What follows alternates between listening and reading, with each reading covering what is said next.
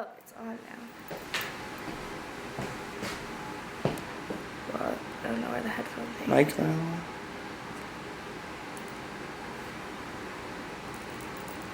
It's not a headphone. Yeah, it's not a headphone. We don't have that in there. It should just say menu. We just want menu. You know, the only thing.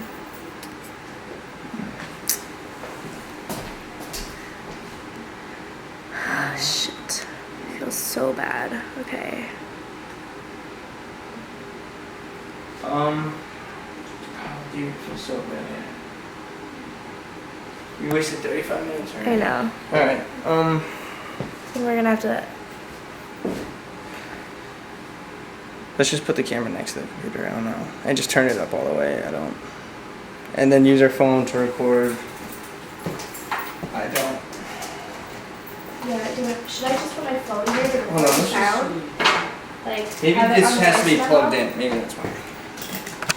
Oh, maybe.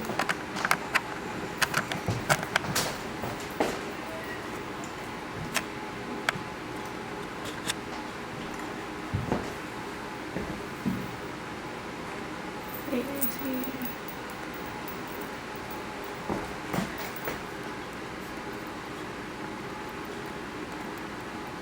Why can't you click on that? This camera's. Alright, let's just, I think. Whatever. Should I just put my phone on like voice memo next to the speaker of the laptop and we could just put that in as an audio track? Yeah, I guess. Let's just pick up the audio. Yeah.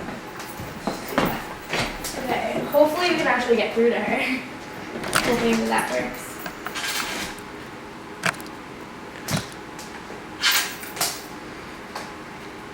Yeah, let's go.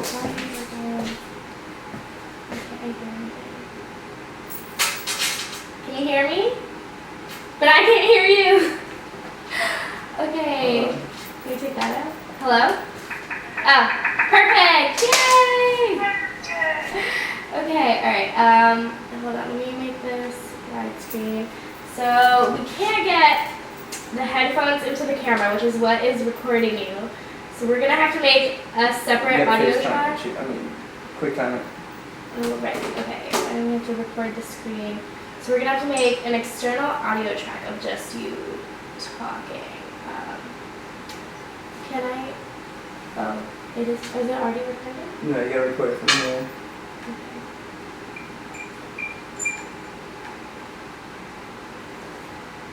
Okay, I think it's recording. Alright, so say Yeah. so we go. Okay, alright, so sorry that took so long. Like, we are so sorry. And thank you so much for like making this time for us today. Your busy schedule. I can really hear this. I don't know why. A little bit. I don't know why the speakers not coming through. Wait, let me set up this. This is just technology is. Are we getting like feedback? Somewhere? Yeah. Nothing's plugged in, so Yeah, I mean, nothing's plugged in. I guess we should just start. I don't know. Alright, we're just gonna start. We'll just record it. I'll just start recording this. We'll do with what we got. If we figure it out later, if you are free at some other point and we can like make this better, then maybe we'll try to do that. Okay, so we're gonna start out by well, state your name. Please. And okay, and so the way that I'm gonna ask this interview is that picture that I'm not here and I'm not talking to you, so you're answering these in like full sentences, because you know when you see documentaries, like they're not talking back and forth.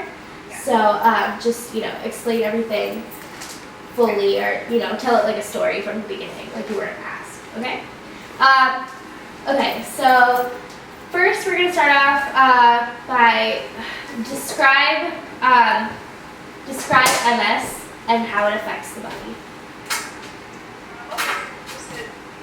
Chronic degenerative neuro disease. And in English, what that that means is our own body attacks our central nervous system. So the immune system actually attacks the coating around our nerves, where if you think of the nerve like a wire, and the rubber coating is kind of like what myelin is. And if you were to chew away at that rubber, you might get electrocuted or the wire might not work anymore. So it's sort of the same situation happening within our brains and our spinal cords, where our immune system is chewing away the myelin or the coating around our nerves. So it's a little hard to get electrical signals through, which is how the body communicates. And because your central nervous system, your brain and your spinal cord control everything that your body does, it can cause a huge variety of symptoms. It can cause physical symptoms, difficulty walking, muscle spasms. It can cause cognitive issues with memory, with learning, with speech. And it looks different in everybody. So I look one way, but I have a unique set of symptoms, and you'll never find another MS patient with the same exact set of symptoms. So it's also unique in that sense. Okay, great. Okay. So a big part, oh God, I'm hearing myself a lot. Okay. So a big part of our film is how chronic conditions are diagnosed in people in young people at basically the prime of their lives. They're in their 20s or in college, doing these kind of things. So that is something that happened to you as well. We watched your TED Talk and you described that there. Can you basically go through that again, when you were diagnosed, and where were you in your life at that point? I was 25 when I was diagnosed with MS. At the time, I was in graduate school at Rutgers and in the nurse anesthesia program. And it was a really demanding program, and I hadn't been feeling right for a couple of weeks, but I was kind of just ignoring it. I did CrossFit at the time, so I was really into lifting heavy weights and running a lot, pretty much at the peak of my physical fitness. And I noticed one day while I was running in CrossFit that my right foot fell asleep. And I thought it was kind of weird that would happen while I was exercising, but I kind of brushed it off, except for that it didn't ever wake back up again. So I kind of did the typical young person thing and didn't get the attention that I should have gotten. And then over the next couple of weeks, the numbness that was in my foot spread up both of my legs, and pretty soon it was to the point where I couldn't feel anything from the waist down. And I was actually in the operating room doing the hands-on training portion of my graduate program. I was in the operating room, it was like 5 in the morning, and I realized not only did I not have any feeling from the waist down, but I had lost the feeling in my arm, and I wasn't able to move the muscles in my right hand. So I was trying to push a button and draw medications up into a syringe, and I had really no fine motor control in the right hand at all. And I think panic finally started to set in, because then my vision kind of started spinning, and I went back to the locker room and I kind of sat to regroup, and I kind of was like, well, there's no excuse now. I can't use 3/4 of my body. I suppose it's time to stop being stubborn and actually, the emergency room is 2 floors below me. I might as well just go get checked out. I was thinking I did something in CrossFit, maybe, I just pinched a nerve in my back or hurt myself in some way. So I was really expecting the ER physician to be like, take it easy, you're doing too much. It's a sports injury, go home, rest. Stop wasting my time. But of course, he examined me, and I think probably took about a minute to look over me, listen to my story, what was going on, and he said, I think you have multiple sclerosis. And I said, well, I think you're the dumbest doctor I've ever met. And so he admitted me to the hospital, and we did several MRIs, we did a spinal tap, a bunch of nerve conduction studies, and it was weird and kind of surreal too, because my husband was a medical student, and so it was all of his friends that were coming in the morning and doing my exams, and people I knew, so it was also strange from that perspective.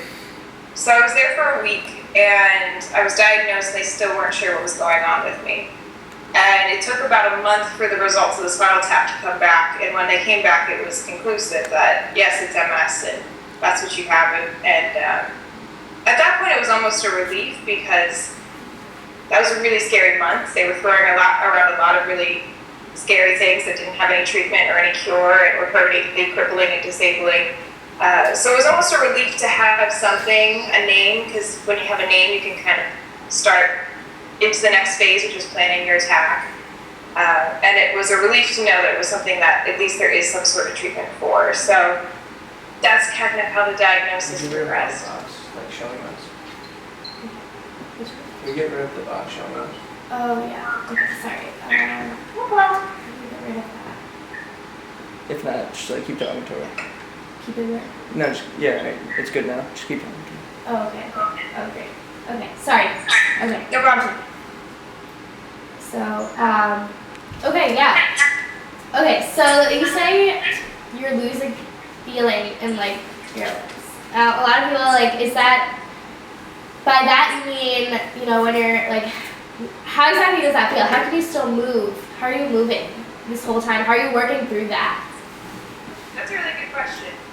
It's kind of strange. It kind of felt like when your leg falls asleep. So you can walk, but you're walking kind of funny because it's hard to feel where you are. And then at times it also feels kind of like TV static, like tingly. But I always have full control of the muscles despite being numb. So there are actually two different pathways that come in and out of the spinal cord and up to the brain. So there's the sensory nerves and then there's the motor nerves. So when I'm numb but can still move, it's really just the sensory nerves that are being affected, but I still can control the motor nerves. So I'm able to move. Oh, great. Okay. Okay, so at the start of your career, you're still in grad school at this point, but you're basically starting out. Being diagnosed at that time, what happened to your perspective on where your life was going to go? What are you going to do with your life? You know, what was going to change at what was happening that moment? How has your perspective changed after your diagnosis? So it was changed. So my perspective when I was diagnosed, the program that I was in was really, really challenging.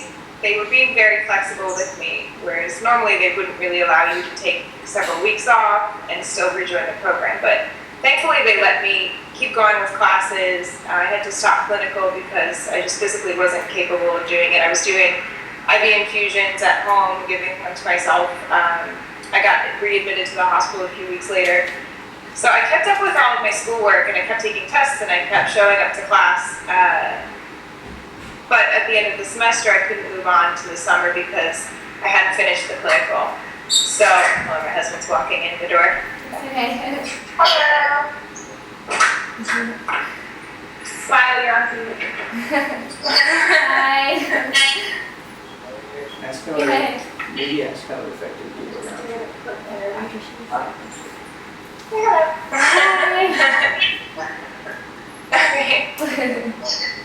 Alright. So now you made me lose my place. Where was I? So you couldn't do this summer. Right, so I couldn't continue on with class in the summer. So I kind of was faced with a choice at that point, whether I should go do something else or go back to work or take time off because I had to defer till the following January. And I knew that if I stayed home and just was not productive and I was just diagnosed with MS and had nothing to do and nowhere to go, that would just be really depressing for me because I needed something. That was who I was. That was my identity, was being a student and working. So I decided to change into the nurse practitioner program so that I could at least do 2 semesters of that. And then at the end of the year, I could choose whether I wanted to go back to the anesthesia program or continue on with my nurse practitioner degree. So that's what I started doing. And at the same time, my neurologist just so happened to lose one of her staff nurses. And I was in an appointment and I said, you know, I took an MS certification exam because I was sitting around in the hospital and I was bored and I thought it would be cool to take a test and be certified since I'm learning all about MS anyway. And she hired me. She's like, I need a nurse it would be really great if you could come work and help out around here. And so I did while I was going to school, and I loved it. It was amazing for me. I got to connect with patients who were going through the same thing I was going through, and it was just such a unique experience that I had never had in healthcare before, where I was always really compassionate and I really care about my patients, obviously, but this was taking it to another level. So the decision made itself. So at the end of the year, I decided to keep going and pursue my nurse practitioner and keep working with people with MS. So. Great. So you described your diagnosis and how that happened. So where are you now medically? And how did you, what was the process to get where you are now? Where I am medically. So I have relapsing remitting multiple sclerosis, which means by nature I have periods where I'm relapsing or having kind of an acute attack, and periods where I'm in remission, where there's no new damage, but I'm still kind of dealing with the symptoms and the leftover damage from prior relapses. So in the few years since I've been diagnosed, I've had 4 relapses, which is kind of a lot. They say you shouldn't have really more than 1 a year if it's well controlled. So I've been trialed on 4 different medications that have all failed to really control my progression. And finally, I think I found one, knock on wood, that's working for me. So right now I get an IV infusion once a month. I go to like a cancer center and I get an infusion, and it works to kind of suppress my immune system. And the goal is to keep my immune system down enough that it isn't strong enough to attack my brain and my spinal cord. So unfortunately, I had a relapse just a few weeks ago. So I was driving home from work. I just started this new job, and it's really exciting and maybe a little stressful. So stress and other things can also set off a relapse. And I was driving down the road and I was looking in the sky, and all of a sudden there were 2 birds flying in the sky. And then I looked in my right eye and there was only 1 bird. So I was seeing double out of my left eye. And then the next day I woke up and I was having trouble with my right hand again and trouble with my leg. So I had that relapse, and I just kind of pushed through at this point when I'm able to. Some relapses are scarier than others. Last summer I was in a wheelchair because I couldn't move my leg at all. But that's just kind of the nature of what I deal with. I still go to work. Sometimes I'm hooking myself up to IV infusions sitting at my desk. Some days I can hardly walk down the hall to get into my office, and most days I feel great. So it really depends, and you have to just kind of learn to roll with the punches and know what you want out of life and just make that your priority. And the thing I've come to realize is that I'm stronger than I knew I was, and I've already gotten through my worst case scenario. And if I can get through it once, I can keep doing it over and over again. And I have a great support system, and that's kind of how I cope with it and how I deal with it. So. Okay, awesome. I think the relapse session is okay, so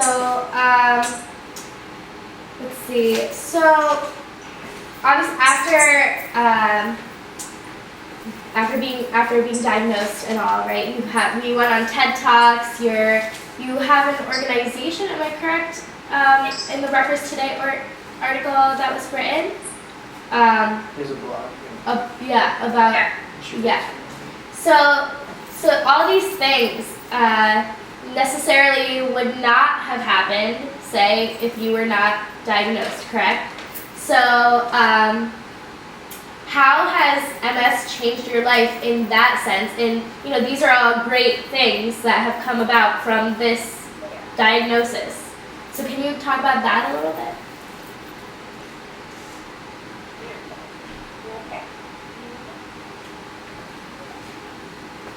Sorry. He's like rummaging for food. Oh. So MS has actually given me a lot more than it's been able to take away. I really found my sense of purpose, and I always thought I had an extreme passion for medicine prior to this, but now I realize I had no idea what I was capable of. it all started by me just going to a conference, a government relations conference for MS. Thought it would be kind of cool to check it out. And the second that I started meeting with congressmen and senators and talking about MS and healthcare policy, the light bulb kind of went off that this is really, really cool. This is really fun. So I got into advocacy through the National Multiple Sclerosis Society.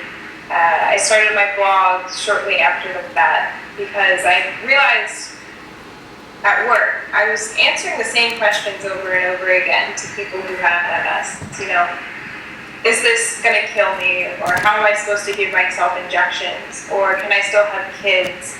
Or, you know, how do I tell my partner what I'm going through and what I need?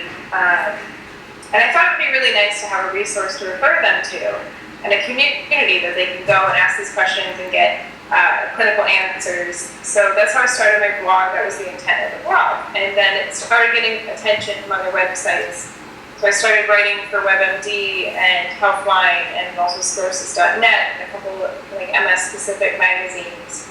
And then through the writing, it kind of exploded from there. I started working for an organization called Icon for MS, which is a research organization that we aim to kind of crowdsource data for researchers. So people log on, they can register, they can upload their health information, they can answer surveys, they can participate in research, all from their living room. And we have a huge data bank of blood samples from people with MS and other biosamples that researchers can use. And it's called the Accelerated Cure Project. So it's a whole MS community coming together to kind of expedite research and get things moving. So that's another front that I've kind of gotten involved in, and it's really interesting. But I don't think I'd have the energy to do everything that I do on top of working if it wasn't a really personal pursuit for me. And it's definitely a passion. It's definitely a labor of love, and something that I do not only for myself, but for the good of my patients too. So you definitely have to have a calling and find that calling. And sometimes something tragic or unfortunate or something that could be seen as a really big adversity can be the catalyst into helping you find that passion. Great. Alright. So as a MS nurse practitioner, what do you see as the biggest issue that people you treat have? What do they come in, you know, talking about most that's the biggest thing that, you know, Bills, pain. yeah, medicine, pain, whatever, you know, what do you hear? Say financials. Financials, anything, yeah. All of the above. I think most of what I deal with is the new issues that have popped up since the last time I've sat down with them, whether that be a new symptom that they're all of a sudden experiencing and they've never had before and they're scared and they're worried. And usually our visit revolves around that kind of issue. So it's a constantly progressing and constantly changing disease, and just the second that you feel like you have it down, it throws something else your way. So a lot of my visits, I'm kind of reassuring and assessing and tweaking treatment plans, and sometimes it means I give them a medication to help a symptom, and sometimes it means I change the type of therapy they're on. So I would say that's the majority of what I deal with, and everything kind of goes from there. Okay. A big portion of our documentary also will focus on financials. So, sorry. Yeah, I was asking. So, finances are a huge portion, obviously, of medical treatment, and this is a condition where you're going to need to be treated for life, correct? So, what do you hear from patients about that, specifically about finances? Is that something that, you know, nurses hear a lot about, or what's, you know, all of your financial dealings with your patients? MS is a very expensive disease to have. For one infusion, it costs me $5,000 per infusion. And some of our medications can cost up to $64,000 per year. And that's just the disease-modifying medication. That's not counting the lab work that we order every few months. That's not counting the MRIs that you have to have at $20,000 a pop. That's not counting the other medications that you take to control the symptoms, which can be bladder medications, muscle relaxers, pain medications, antidepressants, you name it. So no one patient is only on one medication. So the co-pays for those drugs are through the roof. The co-pays for every procedure that we order, through the roof. And in a perfect world, I could order everything for every patient. But in reality, what I hear a lot of is, oh yeah, you did order that MRI for me last year, but it cost me $300 to get an MRI and I didn't have the money, so I'll try again next year. Or, yes, I know you need the blood work to make sure that my medication isn't harming my liver, but